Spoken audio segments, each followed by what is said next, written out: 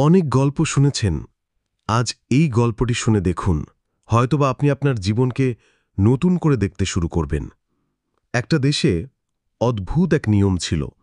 সেই দেশের বাদশা মাত্র 1 বছরের জন্য রাজত্ব করতে পারতেন। 1 বছর শেষ হলে তাকে পাঠিয়ে দেওয়া হতো একটা নির্জন ভয়ানক দ্বীপে। সেখানে কাটাতে হতো জীবনের বাকি দিনগুলো।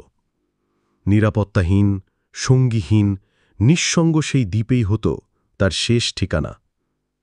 তাই সেই দেশের কেউ বাদশা হতে চাইত না, আর যারা হতো তারা 1 বছর শেষ হওয়ার এক মুহূর্তেই চিন্তিত হয়ে পড়ত, কান্না শুরু করত, কারণ তারা জানত তাদের ভবিষ্যৎ অন্ধকার।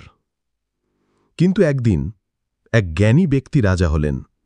তাকেও দেওয়া হল 1 বছরের জন্য রাজত্ব। তিনি কাজ শুরু করলেন সম্পূর্ণ ভিন্নভাবে। তিনি কিছু লোককে পাঠালেন সেই দ্বীপে। দ্বীপটিকে গড়ে তুললেন সবুজে ঘেরা এক নিরাপদ জায়গায়। প্রাসাদের মতো ঘর বানালেন, সুন্দর খাবার, আলো, পানি, আরামদায়ক জীবন সবকিছু প্রস্তুত করে রাখলেন। শেষ হয়ে এল 1 বছর। মানুষ ভাবল এবারও হয়তো রাজা কাঁদবেন। আশ্চর্যের বিষয় হল, তিনি ছিলেন হাসি খুশি। একজন জিজ্ঞেস করল, আপনি এত হাসি খুশি কেন? আপনার তো 1 বছরের রাজত্ব শেষ হয়ে আসলো। তিনি বললেন যে আমি জানি আমি এখন যাচ্ছি এমন এক জায়গায় যেটা আমি নিজ হাতে গড়ে তুলেছি। সেখানে আমার জন্য আছে শান্তি, নিরাপত্তা আর স্বস্তি।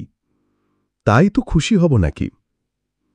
এখন একবার ভাবুন, যদি সেই রাজা আপনি হতেন, যদি 1 বছরের সময়টাই হতো আপনার জীবন, আর সেই দ্বীপ হতো আপনার আখিরাত, তাহলে আপনার প্রস্তুতি কেমন হতো? আপনার আর আমার হায়াত তো ধীরে ধীরে শেষের দিকে যাচ্ছে। একদিন আমাদেরও রওনা দিতে হবে সেই চিরস্থায়ী জীবনের দিকে। সেই জীবনের ঘর যদি আগে থেকেই গুছিয়ে রাখি, তাহলেই তো আমরাও সেই রাজার মতো হাসি মুখে রওনা দিতে পারব।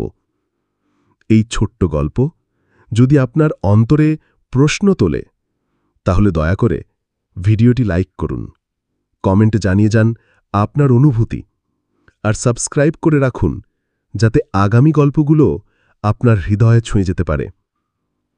আল্লাহ তাআলা যেন আমাদের সবাইকে সেই প্রস্তুতির তৌফিক দেন।